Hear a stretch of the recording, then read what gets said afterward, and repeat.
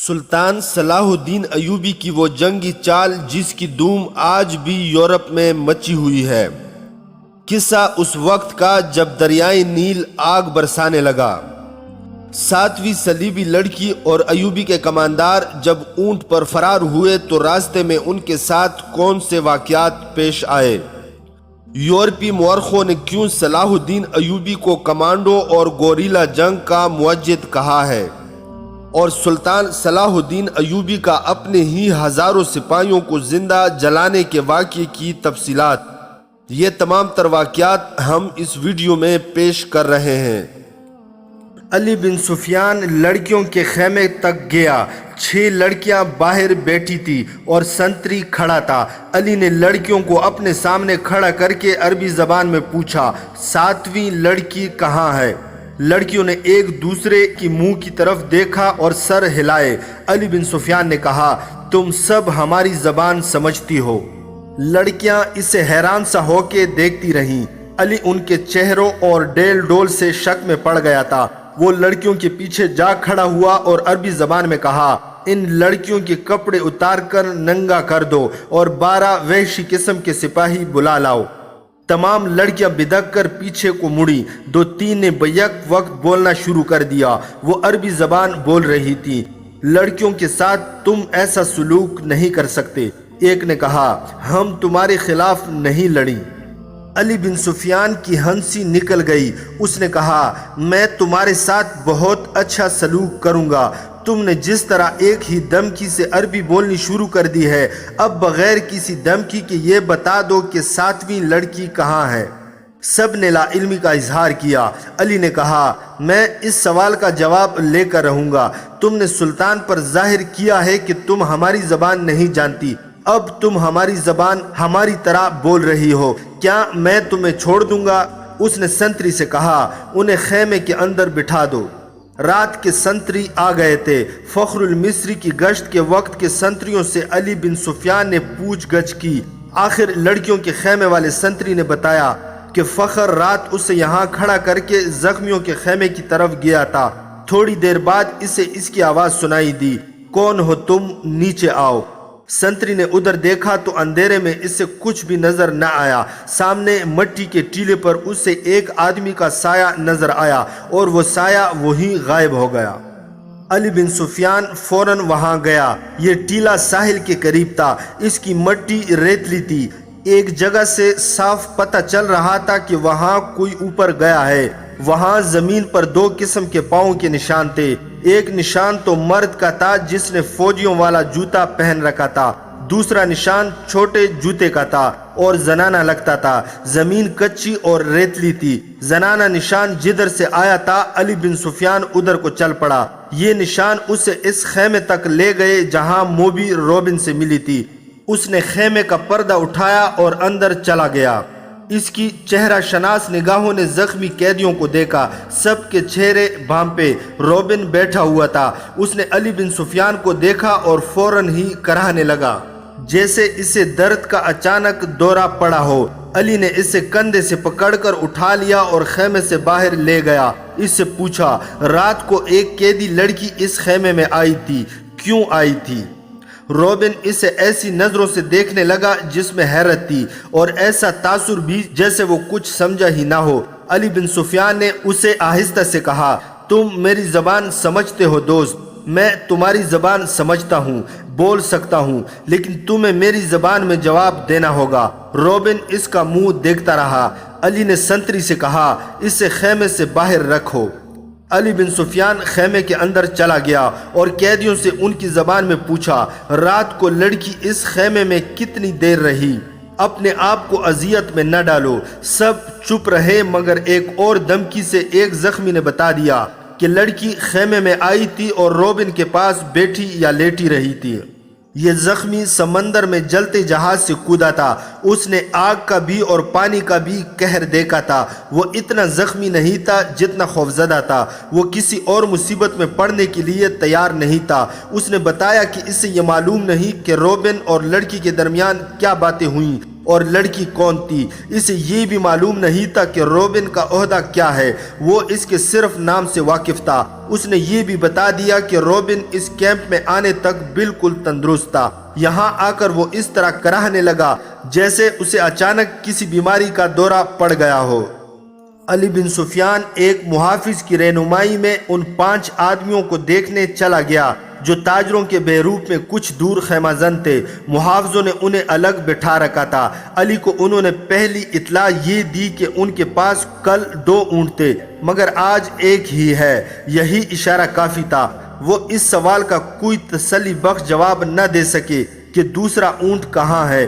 دوسرے اونٹ کے پاؤں کے نشان مل گئے۔ علی بن سفیان نے انہیں کہا، تمہارا جرم معمولی چوری چکاری نہیں ہے، تم ایک پوری سلطنت اور اس کی تمام تر آبادی کے لیے خطرہ ہو، اس لیے میں تم پر ذرا بر رحم نہیں کروں گا۔ کیا تم تاجر ہو؟ ہاں، سب نے سر ہلا کر کہا، ہم تاجر ہیں جناب، ہم بے گناہ ہیں۔ علی بن سفیان نے کہا، اپنے ہاتھوں کی الٹی طرف میرے سامنے کرو۔ 5 نے ہاتھ الٹے کر کے آگے کر دیے۔ علی نے سب کے بائیں ہاتھ کے انگوٹھے اور شہادت کی انگلی کی درمیانی جگہ کو دیکھا اور ایک آدمی کو کلائی سے پکڑ کر گھسیٹ لیا۔ اس سے کہا، کمان اور ترکش کہاں چھپا رکھی ہے؟ اس آدمی نے معصوم بننے کی بہت کوشش کی۔ علی نے سلطان ایوبی کے ایک محافظ کو اپنے پاس بلا کر اس کے بائیں ہاتھ کی الٹی طرف اسے دکھائی۔ اس کے انگوٹھے کے الٹی طرف اس جگہ جہاں انگوٹھا ہتھیلی کے ساتھ ملتا ہے، یعنی جہاں جوڑ ہوتا ہے، وہاں ایک نشان تھا۔ ایسا نشان اس آدمی کے انگوٹھے کے جوڑ پر بھی تھا۔ علی نے اسے اپنے محافظ کے متعلق بتایا، یہ سلطان کا بہترین تیر انداز ہے اور یہ نشان اس کا ثبوت ہے کہ یہ تیر انداز ہے۔ اس کے انگوٹھے کے الٹی طرف ایک مدھم سا نشان تھا، جیسے وہاں بار بار کوئی چیز رگڑی جاتی رہی ہو۔ یہ تیروں کے رگڑ کے نشان تھے۔ تیر دائیں ہاتھ سے پکڑا جاتا ہے، کمان بائیں ہاتھ سے پکڑی جاتی ہے۔ تیر کا اگلا حصہ بائیں ہاتھ کے انگوٹھے پر ہوتا ہے اور جب تیر کمان سے نکلتا ہے تو انگوٹھے پر رگڑ کھا جاتا ہے۔ ایسا نشان ہر ایک تیر انداز کے ہاتھ پر ہوتا تھا۔ علی بن سفیان نے اس سے کہا، ان 5 میں تم اکیلے تیر انداز ہو، کمان اور ترکش کہاں ہے؟ 5 چپ رہے۔ علی نے ان 5 میں سے ایک کو پکڑ کر محافظوں سے کہا، اس کو درخت کے ساتھ باندھ دو۔ اسے کھجور کے درخت کے ساتھ کھڑا کر کے باندھ دیا گیا۔ علی نے اپنے تیر انداز کے کان میں کچھ کہا۔ تیر انداز نے کندھے سے کمان اتار کر اس میں تیر رکھا اور درخت سے بندھے ہوئے آدمی کا نشانہ لے کر تیر چھوڑا۔ تیر اس آدمی کی دائیں آنکھ میں اتر گیا، وہ تڑپنے لگا۔ علی نے باقی 4 سے کہا، تم میں ایسے کتنے ہیں جو صلیب کی خاطر اس طرح تڑپ تڑپ کر جان دینے کو تیار ہیں؟ اس کی طرف دیکھو۔ انہوں نے دیکھا، وہ آدمی چیخ رہا تھا، تڑپ رہا تھا، اس کی آنکھ سے خون بری طرح بہہ رہا تھا۔ میں تم سے وعدہ کرتا ہوں، علی بن سفیان نے کہا، کہ باعزت طریقے سے تم سب کو سمندر پار بھیج دوں گا۔ دوسرے اونٹ پر کون گیا ہے؟ کہاں گیا ہے؟ تمہارا اپنا ایک کماندار ہمارا ایک اونٹ ہم سے چھین کر لے گیا ہے، ایک آدمی نے کہا، اور ایک لڑکی بھی، علی بن سفیان نے کہا۔ تھوڑی ہی دیر بعد علی بن سفیان کے فن نے ان سے اعتراف کروا لیا کہ وہ کون ہیں اور کیا ہیں، مگر انہوں نے یہ جھوٹ بولا کہ لڑکی رات خیمے سے بھاگ آئی تھی، اور اس نے بتایا کہ صلاح الدین ایوبی نے رات اسے اپنے خیمے میں رکھا تھا۔ اس نے شراب پی رکھی تھی اور لڑکی کو بھی پلائی تھی، اور لڑکی گھبراہٹ اور خوف کے عالم میں آئی تھی۔ اس کے تعاقب میں فخر المصری نام کا ایک کماندار آیا، اور اس نے جب لڑکی کی باتیں سنی تو اسے ہمارے اونٹ پر بٹھا کر زبردستی لے گیا۔ انہوں نے وہ تمام بہتان علی بن سفیان کو سنائے جو لڑکی نے سلطان ایوبی پر لگائے تھے۔ علی نے مسکرا کر کہا، تم 5 تربیت یافتہ عسکری اور تیر انداز، اور ایک آدمی تم سے لڑکی بھی لے گیا اور اونٹ بھی۔ اس نے انہی کی نشاندہی پر زمین میں دبائی ہوئی کمان اور ترکش بھی نکلوا لی۔ ان 4 کو خیمہ گاہ میں بھجوا دیا گیا۔ 5واں آدمی تڑپ تڑپ کر مر چکا تھا۔ اونٹ کے پاؤں کے نشان صاف نظر آ رہے تھے۔ علی بن سفیان نے نہایت سرعت سے 10 سوار بلائے اور انہیں اپنی کمان میں لے کر اس طرف روانہ ہو گیا جدھر اونٹ گیا تھا، مگر اونٹ کی روانگی اور ان کے تعاقب میں علی بن سفیان کی روانگی میں 14-15 گھنٹوں کا فرق تھا۔ اونٹ تیز تھا اور اس سے آرام کی بھی زیادہ ضرورت نہیں تھی۔ اونٹ پانی اور خوراک کے بغیر 6-7 دن تر و تازہ رہ سکتا ہے۔ اس کے مقابلے میں گھوڑوں کو راستے میں کئی بار آرام، پانی اور خوراک کی ضرورت تھی۔ ان عناصر نے تعاقب ناکام بنا دیا۔ اونٹ نے 14-15 گھنٹوں کا فرق پورا نہ ہونے دیا۔ فخر المصری نے تعاقب کے پیش نظر قیام بہت کم کیا تھا۔ علی بن سفیان کو راستے میں صرف ایک چیز ملی، یہ ایک تھیلا تھا۔ اس نے رک کر تھیلا اٹھایا اور کھول کر دیکھا، اس میں کھانے پینے کی چیزیں تھی۔ اسی تھیلے میں ایک اور تھیلا تھا، اس میں بھی وہی چیزیں تھی۔ علی بن سفیان کے سونگنے کی تیز حس نے اس سے بتا دیا تھا کہ ان اشیاء میں حشیش ملی ہوئی ہے۔ راستے میں اس سے 2 جگہ ایسے آثار ملے تھے جن سے پتہ چلتا تھا کہ یہاں اونٹ رکا ہے اور سوار یہاں بیٹھے ہیں۔ کھجوروں کی گٹھلیاں، پھلوں کے بیج اور وہ چھلکے بھی بکھرے ہوئے تھے۔ تھیلے نے اس سے شک میں ڈال دیا۔ اس کے ذہن میں یہ شک نہ آیا کہ فخر المصری کو حشیش کے نشے میں لڑکی اپنے محافظ کے طور پر ساتھ لے جا رہی ہے۔ تاہم اس نے تھیلا اپنے پاس رکھا، مگر تھیلے کی تلاشی اور قیام نے وقت ضائع کر دیا تھا۔ فخر المصری اور موبی منزل پر نہ بھی پہنچتے اور راستے میں پکڑے بھی جاتے تو کوئی فرق نہ پڑتا۔ سوڈانی لشکر میں ناجی اور روش اور ان کے ساتھی جو زہر پھیلا چکے تھے وہ اثر کر گیا تھا۔ فاطمی خلافت کے وہ فوجی سربراہ جو برائے نام جرنیل اور دراصل حاکم بنے ہوئے تھے، سلطان صلاح الدین ایوبی کو ایک ناکام امیر اور بیکار حاکم ثابت کرنا چاہتے تھے۔ مسلمان حکمران حرم میں ان لڑکیوں کے اسیر ہو گئے تھے جن میں بیشتر عیسائی اور یہودی تھی۔ ان کے نام اسلامی تھے۔ حکومت کا کاروبار خود ساختہ افسر چلا رہے تھے، من مانی اور عیش و عشرت کر رہے تھے۔ وہ نہیں چاہتے تھے کہ صلاح الدین ایوبی جیسا کوئی مذہب پسند اور قوم پرست قائد قوم کو جگا دے اور حکمرانوں اور سلطانوں کو حرم کی جنت سے باہر لا کر حقائق کی دنیا میں لے آئے۔ سلطان ایوبی کے پہلے معرکوں سے جو اس نے اپنے چچا شیرکو کی قیادت میں لڑے تھے، یہ لوگ جان چکے تھے کہ اگر یہ شخص اقتدار میں آ گیا تو اسلامی سلطنت کو مذہب اور اخلاقیات کی پابندیوں میں جکڑ لے گا۔ لہٰذا انہوں نے ہر وہ داؤ کھیلا جو سلطان ایوبی کو چاروں شانے چت گرا سکتا تھا۔ انہوں نے در پردہ صلیبیوں سے تعاون کیا اور ان کے جاسوسوں اور تخریب کاروں کے لیے زمین ہموار کی اور ان کے راستے میں چٹانیں کھڑی کی۔ اگر نور الدین زنگی نہ ہوتا تو آج نہ صلاح الدین ایوبی کا تاریخ میں نام ہوتا، نہ آج نقشے پر اتنے زیادہ اسلامی ممالک نظر آتے۔ نور الدین زنگی نے ذرا سے اشارے پر بھی سلطان ایوبی کو کمک اور مدد بھیجی۔ صلیبیوں نے مصری فوج کے سوڈانیوں کے بلاوے پر بحیرہ روم سے حملہ کیا تو نور الدین زنگی نے اطلاع ملتے ہی خشکی پر صلیبیوں کی ایک مملکت پر حملہ کر کے ان کے اس لشکر کو مفلوج کر دیا جو مصر پر حملہ کرنے کے لیے جا رہا تھا۔ یہ تو سلطان ایوبی کا نظام جاسوسی ایسا تھا کہ اس نے صلیبیوں کا بیڑا غرق کر دیا۔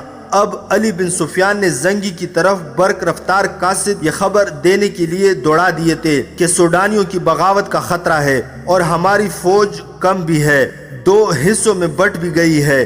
قاصد پہنچ گئے تھے اور نور الدین زنگی نے خاصی فوج کو مصر کی طرف کوچ کا حکم دے دیا تھا۔ بعض مورخین نے اس فوج کی تعداد 2000 سوار اور پیادہ لکھی ہے اور کچھ اس سے زیادہ بتاتے ہیں۔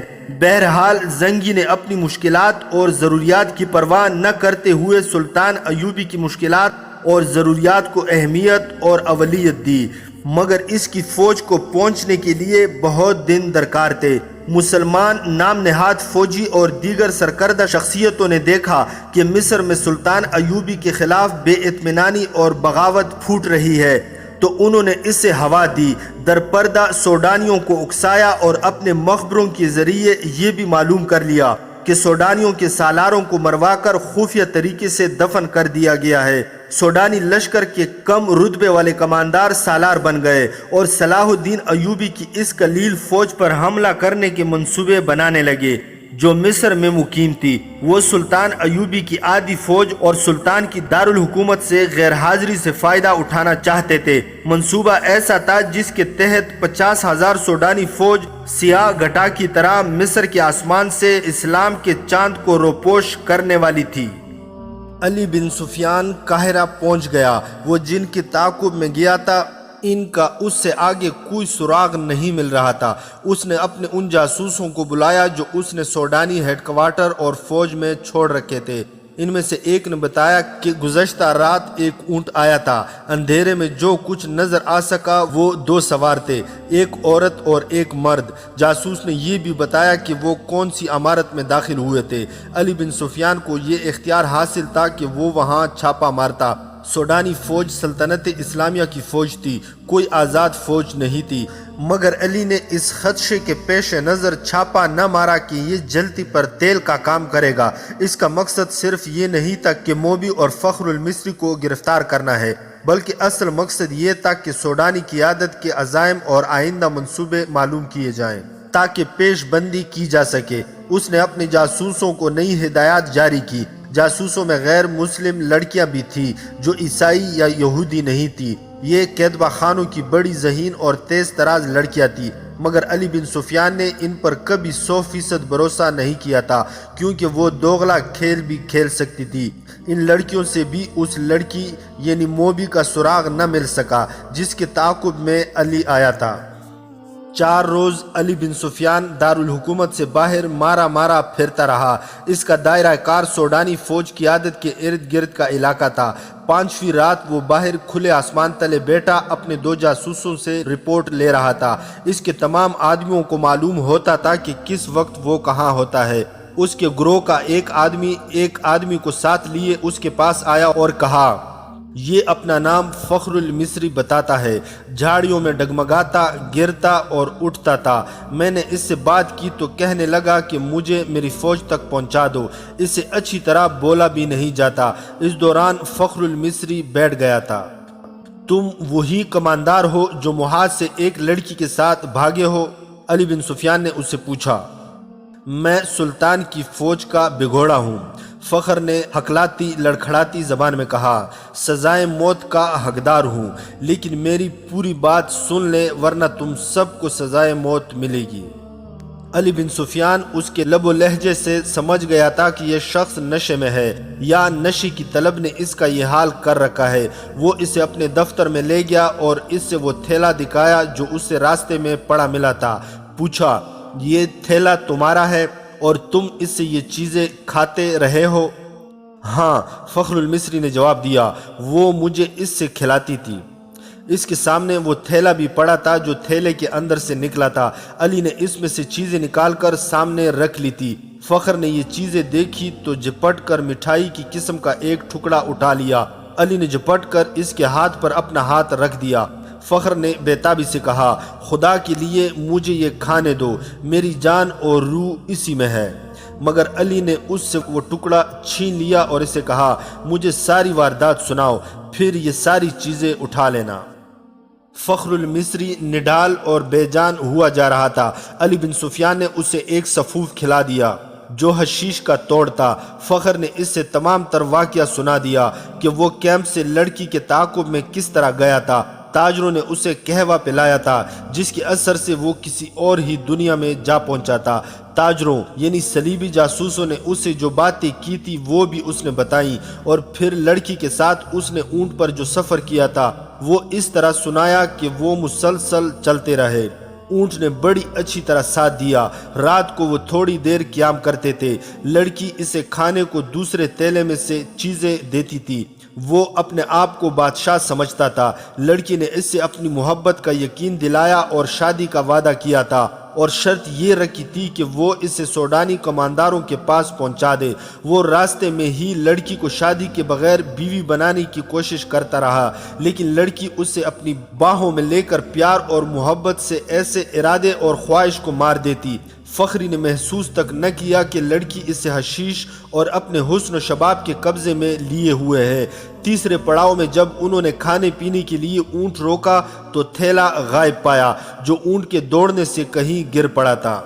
لڑکی نے اس سے کہا کہ واپس چل کر تھیلا ڈھونڈ لیتے ہیں، لیکن فخر المصری نے کہا کہ وہ بھگوڑا فوجی ہے، خدشہ ہے کہ اس کا تعاقب ہو رہا ہوگا۔ لڑکی ضد کرنے لگی کہ تھیلا ضرور ڈھونڈیں گے۔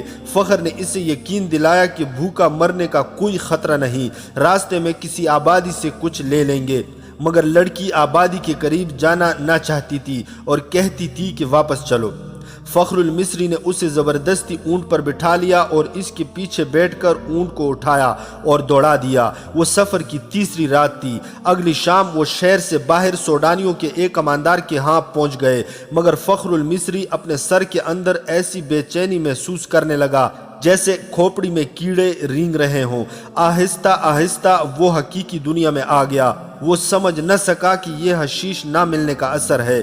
اس کی تصوراتی بادشاہی اور ذہن میں بسائی ہوئی جنت تھیلے میں کہیں ریگزار میں گر گئی تھی۔ لڑکی نے اس کے سامنے کماندار کو صلیبیوں کا پیغام دیا اور اس سے بغاوت پر اکسایا۔ فخر پاس بیٹھا سنتا رہا اور اس کے ذہن میں کیڑے بڑے ہو کر تیزی سے رینگنے لگے۔ نشہ اتر چکا تھا۔ اسے یاد آنے لگا کہ وہ محاذ سے بھاگ آیا ہے۔ لڑکی یعنی موبی کو یہی خوش فہمی ہوگی کہ فخر پر نشہ طاری ہے، چنانچہ اس نے بے خوف و خطر کماندار سے یہ بھی کہہ دیا کہ سلطان ایوبی اور علی بن سفیان کے درمیان یہ غلط فہمی پیدا کرنی ہے کہ وہ ظاہری طور پر نیک بنتے پھرتے ہیں مگر عورت اور شراب کے دلدادہ ہیں۔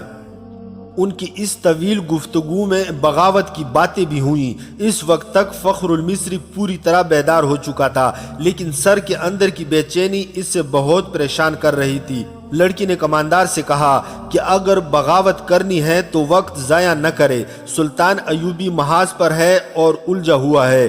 لڑکی نے یہ جھوٹ بولا کہ صلیبی 3-4 دنوں بعد دوسرا حملہ کرنے والے ہیں۔ سلطان ایوبی کو یہاں سے بھی فوج محاذ پر بلانی پڑے گی۔ کماندار نے لڑکی کو بتایا کہ 6-7 دنوں تک سوڈانی لشکر یہاں کی فوج پر حملہ کر دے گا۔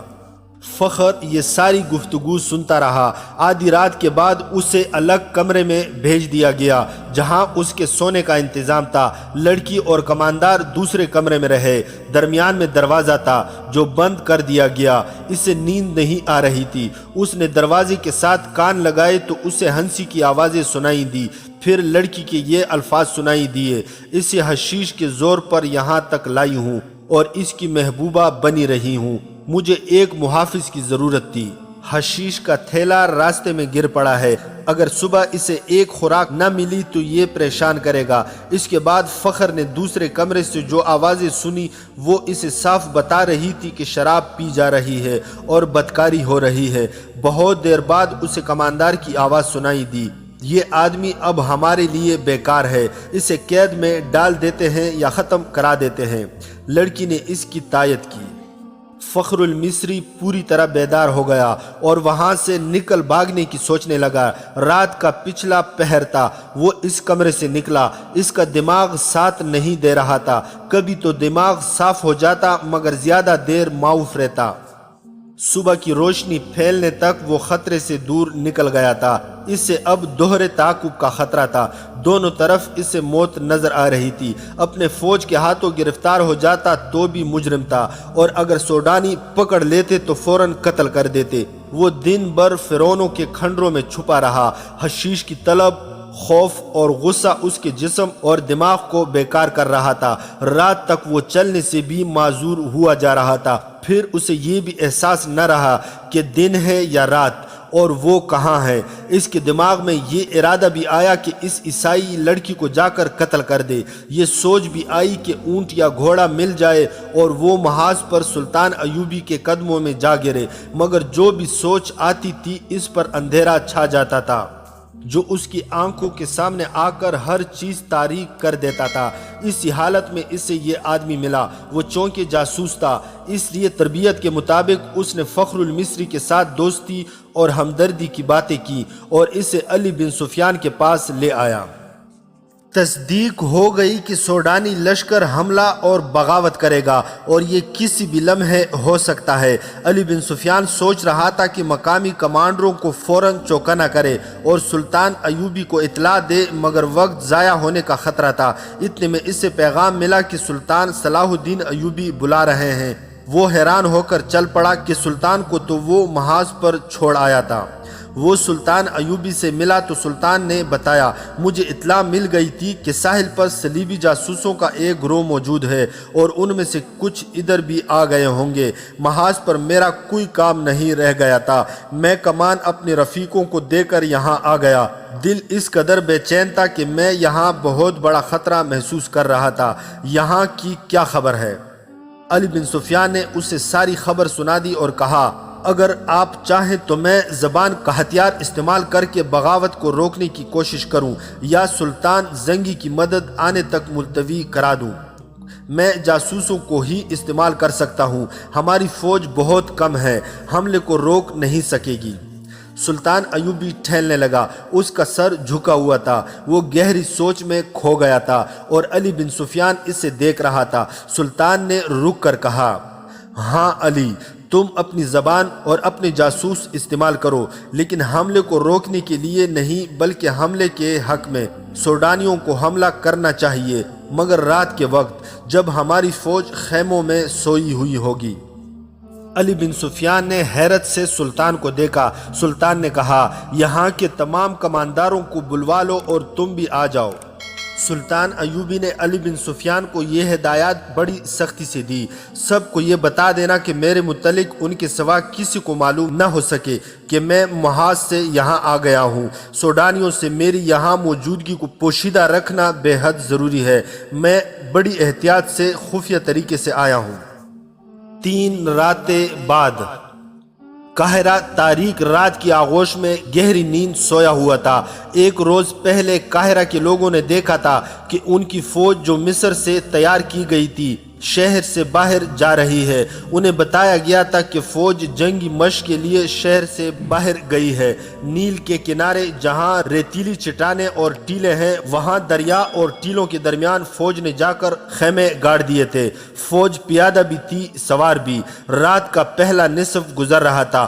قاہرہ کے سوئے ہوئے باشندوں کو دور قیامت کا شور سنائی دیا، گھوڑوں کے سرپٹ بھاگنے کی آوازیں بھی سنائی دی۔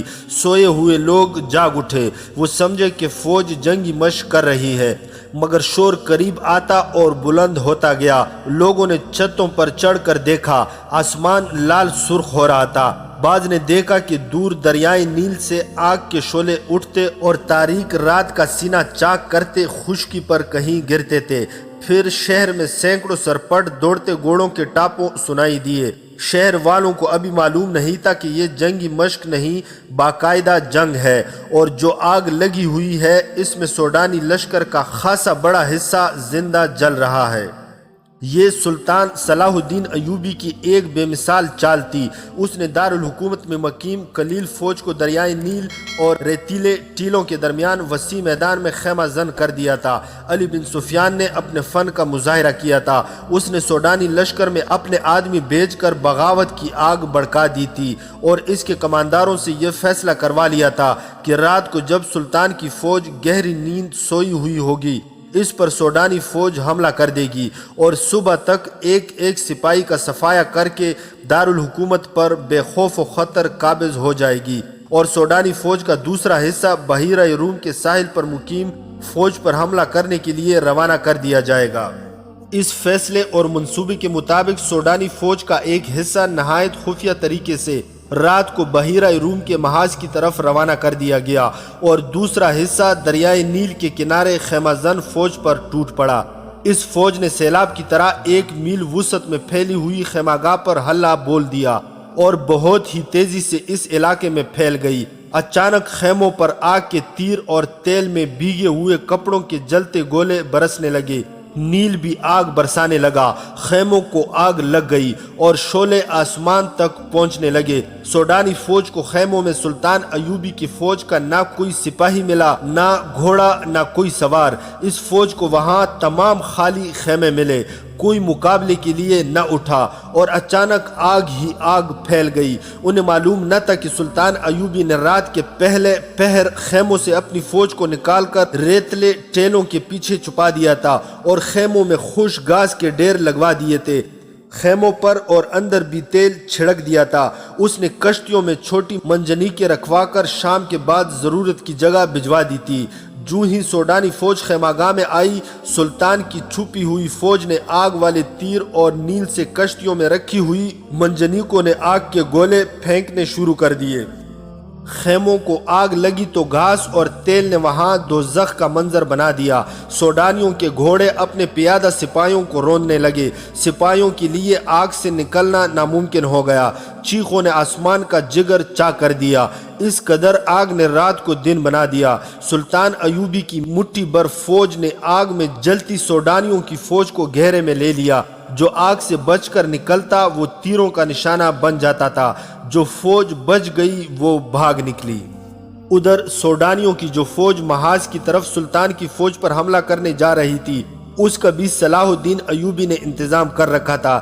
چند ایک دستے گات لگائے بیٹھے تھے۔ ان دستوں نے اس فوج کے پچھلے حصے پر حملہ کر کے ساری فوج میں بھگدڑ مچا دی۔ یہ دستے ایک حملے میں جو نقصان کر سکتے تھے کر کے اندھیرے میں غائب ہو گئے۔ سوڈانی فوج سنبھل کر چلی تو پچھلے حصے پر ایک اور حملہ ہوا۔ یہ برق رفتار سوار تھے جو حملہ کر کے غائب ہو گئے۔ صبح تک اس فوج کے پچھلے حصے پر 3 حملے ہوئے۔ سوڈانی سپاہی اس سے بدل ہو گئے۔ انہیں مقابلہ کرنے کا تو موقع ہی نہیں ملتا تھا۔ دن کے وقت کمانداروں نے بڑی مشکل سے فوج کا حوصلہ بحال کیا، مگر رات کو کوچ کے دوران ان کا پھر وہی حشر ہوا۔ دوسری رات تاریکی میں ان پر تیر بھی برسے۔ انہیں اندھیرے میں گھوڑے دوڑانے کی آوازیں سنائی دیتی تھی جو ان کی فوج کے عقب میں کشت و خون کرتی دور چلی جاتی تھی۔ 3-4 یورپی مورخوں نے، جن میں لین پول اور ولیم خاص طور پر قابل ذکر ہیں، لکھا ہے کہ دشمن کی کثیر نفری پر رات کے وقت چند ایک سواروں سے عقبی حصے پر شب خون مارنا اور غائب ہو جانا سلطان ایوبی کی ایسی جنگی چال تھی جس نے آگے چل کر صلیبیوں کو بہت نقصان پہنچایا۔ اس طرح سلطان ایوبی دشمن کی پیش قدمی کی رفتار کو بہت سست کر دیتا تھا اور دشمن کو مجبور کر دیتا تھا کہ وہ اس کی پسند کے میدان میں لڑے۔ جہاں سلطان ایوبی نے جنگ کا پانسا پلٹنے کا انتظام کر رکھا ہوتا تھا، ان مورخین نے سلطان ایوبی کے ان جانباز سواروں کی جرأت اور برق رفتاری کی بہت تعریف کی ہے۔ آج کے جنگی مبصر جن کی نظر جنگوں کی تاریخ پر ہے، رائے دیتے ہیں کہ آج کے کمانڈوز اور گوریلا آپریشن کا موجد صلاح الدین ایوبی ہے۔ وہ اس طریقہ جنگ سے دشمن کے منصوبے درہم برہم کر دیا کرتا تھا۔ سوڈانیوں پر اس نے یہی طریقہ آزمایا اور صرف 2 راتوں کے بار بار شب خون سے اس نے سوڈانی سپاہیوں کا لڑنے کا جذبہ ختم کر دیا۔ ان کی قیادت میں کوئی دماغ نہ تھا، یہ قیادت فوج کو سنبھال نہ سکی۔ اس فوج میں علی بن سفیان کے بھی آدمی سوڈانی سپاہیوں کے بھیس میں موجود تھے۔ انہوں نے یہ افواہ پھیلا دی کہ عرب سے ایک لشکر آ رہا ہے جو انہیں کاٹ کر رکھ دے گا۔ انہوں نے بددلی اور فرار کا رجحان پیدا کرنے میں پوری کامیابی حاصل کی۔ فوج غیر منظم ہو کر بکھر گئی۔ نیل کے کنارے اس فوج کا جو حشر ہوا وہ عبرتناک تھا۔ یہ افواہ غلط ثابت نہ ہوئی کہ عرب سے فوج آ رہی ہے۔ نور الدین زنگی کی فوج آ گئی جس کی نفری بہت زیادہ نہیں تھی۔ بعض مورخین نے 2000 سوار اور 2000 پیادہ لکھی ہے، بعض کے اعداد و شمار اس سے کچھ زیادہ ہیں۔